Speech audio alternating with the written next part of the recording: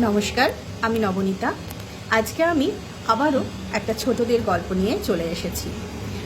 আজকের গল্প উপেন্দ্র কিশোর রায়চৌধুরীর চড়াই আর বাঘের কথা। শুরু করি। গৃহস্থের ঘরের কোণে হাঁড়ি ঝোলানো ছিল, তার ভিতরে চড়াই চর্নি থাকত। একদিন চড়াই বললে, চর্নি, আমি পিঠে খাবো। চর্নি বললে, পিঠের জিনিসপত্র এনে দাও, পিঠে গড়ে দেবক্ষণ। চড়াই বললে, কি জিনিস লাগবে? চর্নি বললে, ময়দা লাগবে, গুড় লাগবে, কলা লাগবে, দুধ লাগবে, কাঠ লাগবে।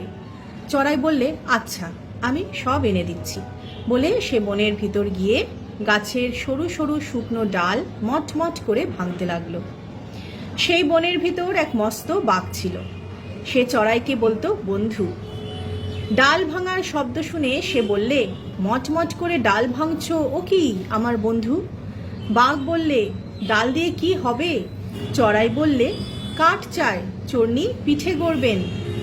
শুনে বাঘ বললে, বন্ধু, আমি কখনো পিঠে খাইনি, আমাকে দিতে হবে।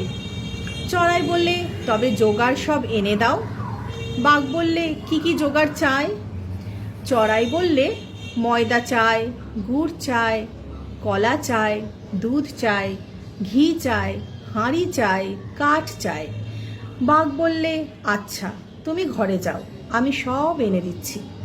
চড়াই তখন ঘরে চলে এলো, আর বাঘ দুলতে দুলতে বাজারে চলল। বাজারে গিয়ে বাঘ খালি একটিবার বললে, হালুম।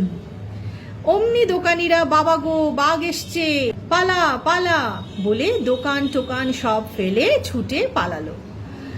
তখন বাঘ সব দোকান খুঁজে ময়দা, গুড়, কলা, দুধ, ঘি, হাঁড়ি আর কাঠ নিয়ে চড়াইয়ের বাড়িতে দিয়ে এলো।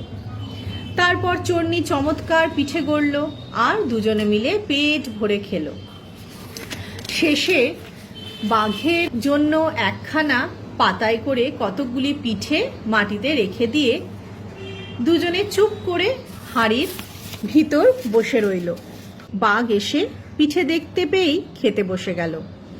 একখানা পিঠে মুখে দিয়ে সে বললে, বাহ, কি চমৎকার।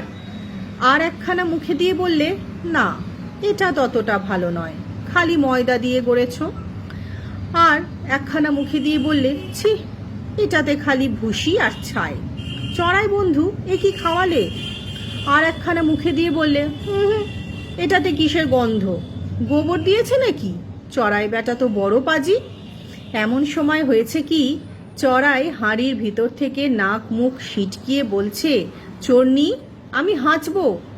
শুনে চর্নি ভারী ব্যস্ত হয়ে বললে, চুপ চুপ, এখন হাঁচতে হবে না, তাহলে বড় মুশকিল হবে।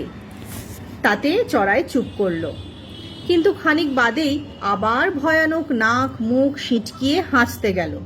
চর্নি তাকে থামাতে কত চেষ্টা করলো, কিছুতেই থামিয়ে রাখতে পারল না। বাঘ একটা বিশ্রী পিঠে খেয়ে বললে, থু থু, এটা খালি গোবর দিয়েই গড়েছে, আর কিচ্ছু দেয়নি।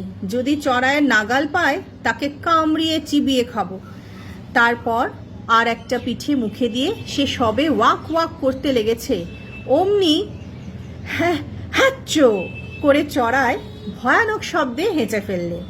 সে শব্দে বাঘ যেই চমকে লাফিয়ে উঠতে যাবে, অমনি হাঁড়ি শুদ্ধ দড়ি ছিঁড়ে চড়াই আর চর্নি তার ঘাড়ে পড়ল।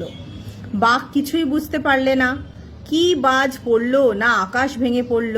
সে খুব ভয় পেয়ে ল্যাজ গুটিয়ে সেখান থেকে ছুট দিল, আর তার ঘরে না গিয়ে থামলো না।